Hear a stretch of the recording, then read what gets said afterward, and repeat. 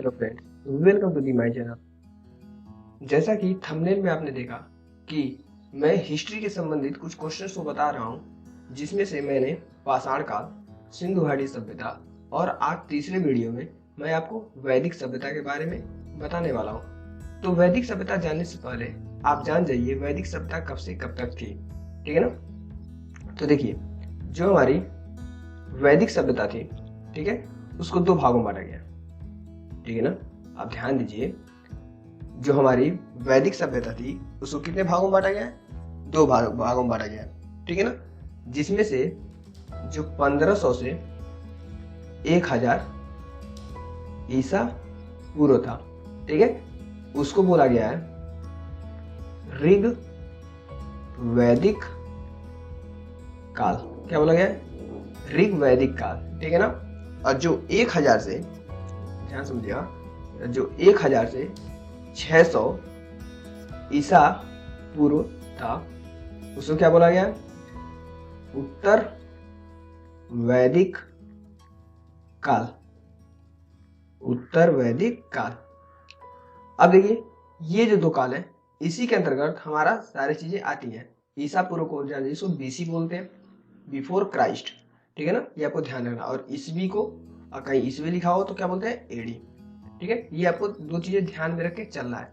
फिर से कुछ और पॉइंट यही बता देते हैं। वेद कितने होते हैं? तो 4 होते हैं। कौन कौन से होते हैं? ऋग्वेद, यजुर्वेद, सामवेद और अथर्ववेद, ठीक है ना। ये हमारे 4 वेद होते हैं। इसको मैं आगे आपको बताता हूँ और समझाता हूँ, ठीक है। ये आप बस याद रखिए, 4 वेद होते हैं, ठीक है ना। चलिए नीचे आते हैं। आप क्वेश्चन ध्यान दीजिए। लिखा है, निम्न में से कौन सी वह ब्रह्मवादिनी थी जिसने कुछ वेद मंत्रों की रचना की थी? अब ब्रह्मवादिनी किसे कहते हैं ये ध्यान दीजिए। यानी आपको ध्यान देना है, ब्रह्मवादिनी यानी विदुषी, विदुषी महिला, अर्थात विदुषी में होता है विद्वान, यानी विद्वान महिला, ठीक है ना। जैसा कि मैंने आपको सिंधु घाटी सभ्यता में बताया था कि वो जो हमारा सामाजिक व्यवस्था थी वो क्या था? मातृ सत्तात्मक था, ठीक है ना। ऐसे ही जो हमारा वैदिक काल है, ध्यान दीजिएगा, जो हमारा वैदिक काल है वो क्या था? पितृ सत्तात्मक था। यानी ये पितृ सत्तात्मक था, यानी इसमें महिलाओं को उतना अधिकार नहीं दिया गया है जितना कि सिंधु घाटी सभ्यता में दिया गया है। तो उसी में वैदिक काल में जब पितृ सत्तात्मक था तभी उसमें से कुछ ऐसी महिला थी, ठीक है, ऐसी विद्वान महिला थी जिनको ब्रह्मवादिनी कहा गया है, ठीक है ना। आपको ये ध्यान रखिएगा, ठीक है। जैसे क्या थी? लोपामुद्रा थी, ठीक है, अपाला थी, घोषा थी, गार्गी थी। ये सब हमारी क्या थी? विदुषी महिला थी, ठीक ना। तो जो वेद मंत्रों की रचना की थी, ठीक है, वो थी लोपामुद्रा। ये इंपॉर्टेंट क्वेश्चन बनता है और बहुत सारे एग्जाम में ये पूछा गया है कि इनमें से विदुषी महिला को पहचानिए, ठीक है ना। तो लोपामुद्रा के साथ साथ आप ध्यान रखिएगा अपाला और घोषा, ठीक है ना, ये भी हमारी क्या थी? विदुषी महिला ही थी, ठीक है ना। आपको ध्यान रखिएगा, या ब्रह्मवादिनी कहे या विदुषी महिला कहे या विद्वान कहे, एक ही मतलब तीनों का होता है। आपको ये याद में रखना है, ठीक है। नेक्स्ट क्वेश्चन चलते हैं, देखते हैं अगला। आरंभिक वैदिक साहित्य में सर्वाधिक वर्णित नदी है। वाह, ये क्वेश्चन ध्यान समझिए। आरंभिक वैदिक साहित्य में सर्वाधिक यानी सबसे ज्यादा बार किस नदी का उच्चारण किया गया? किस नदी को बार बार कहा गया? तो आपको ध्यान देना है, सिंधु नदी का उच्चारण सबसे ज्यादा बार हुआ है, ठीक है, ये आपको ध्यान देना है, ठीक है। तो हमारा राइट आंसर होगा सिंधु नदी। अब यहाँ पे दिया है सरस्वती। ये इंपॉर्टेंट क्यों बनता है? सरस्वती नदी को वैदिक सभ्यता के अंतर्गत, ठीक है, बोला गया है नदीतमा। नदीतमा। अब नदीतमा क्या होता है? यानी ऐसी नदी जो नदियों में श्रेष्ठ हो, उसको नदीतमा बोला गया है, ठीक है।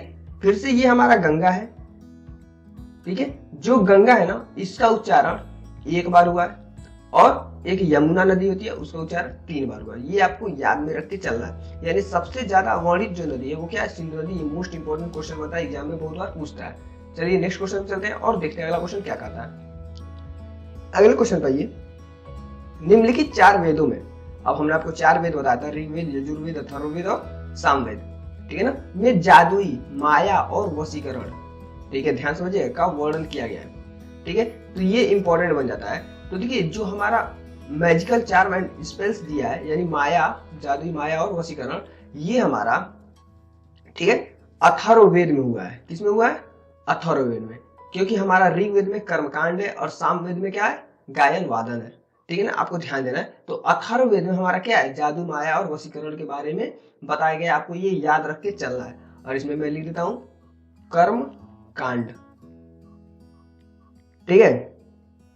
और सामवेद में बता सकते, सामवेद में गायन वादन, ठीक है ना, ये 2 चीजें इसमें इंपॉर्टेंट बन जाती हैं। नेक्स्ट चलते हैं, अगले क्वेश्चन को देखते हैं और समझते हैं। चलिए ध्यान देंगे, अगला क्वेश्चन है, निम्नलिखित वैदिक साहित्य में से भारतीय संगीत का उद्गम किसमें से खोजा जा सकता है। अभी जस्ट मैंने इस क्वेश्चन को बताया आपको, तो हमारा किसमें होगा, सामवेद में, ठीक है ना, क्योंकि सामवेद में ही हमारा गायन और वादन हुआ है, ठीक है ना। चलिए चलते हैं अगला क्वेश्चन, ठीक है। जिन मनीषी पंडित ने दक्षिण भारत का आर्यीकरण, ये क्वेश्चन इंपॉर्टेंट बनता है, दक्षिण भारत का आर्यीकरण किया, ठीक है, वे थे। यानी पूछा है जो दक्षिण भारत में आर्यीकरण मतलब आर्यों को बसाया, वो कौन से पंडित थे, ठीक है। तो ये क्वेश्चन इंपॉर्टेंट बनता है, क्योंकि ये अगस्त्य जो पंडित थे, इन्होंने दक्षिण भारत का क्या किया था, आर्यीकरण किया था। ये क्वेश्चन इसी पॉइंट ऑफ व्यू से इंपॉर्टेंट होता है, ये क्वेश्चन को याद रख के चलना है। नेक्स्ट क्वेश्चन चलते हैं और देखते हैं अगला क्वेश्चन क्या कहता है। आर्यों ने मनुष्यों के जीवन को 4 भागों में विभाजित किया है, ठीक है। आर्यों ने मनुष्य को जीवन को 4 भागों में, अब मनुष्य का जो जीवन है, ठीक है ना, इसको 4 भाग में, अब ये 4 भाग है क्या, ठीक है ना, तो ध्यान दीजिएगा, ठीक है। तो ये 4 भाग है, पहला बताते हैं, ब्रह्मचर्य, वानप्रस्थ, गृहप्रस्थ और आश्रम, ठीक है। ये हमारे मनुष्य के जीवन को आर्यों ने विभाजित किया है, ब्रह्मचर्य होकर, वानप्रस्थ होकर, गृहप्रस्थ होकर या आश्रम में होकर वो अपने जीवन को क्या कर सकते हैं, व्यतीत कर सकते हैं, ठीक है ना। तो इसमें से पूछा है कौन सा है, तो ये हमारा आश्रम होगा, यानी हमारा राइट आंसर आश्रम होगा, ठीक है। चलिए नेक्स्ट क्वेश्चन चलते हैं और देखते हैं। नेक्स्ट क्वेश्चन क्या है, प्रसिद्ध गायत्री मंत्र कहाँ से लिया गया है, प्रसिद्ध गायत्री मंत्र कहाँ से लिया गया है।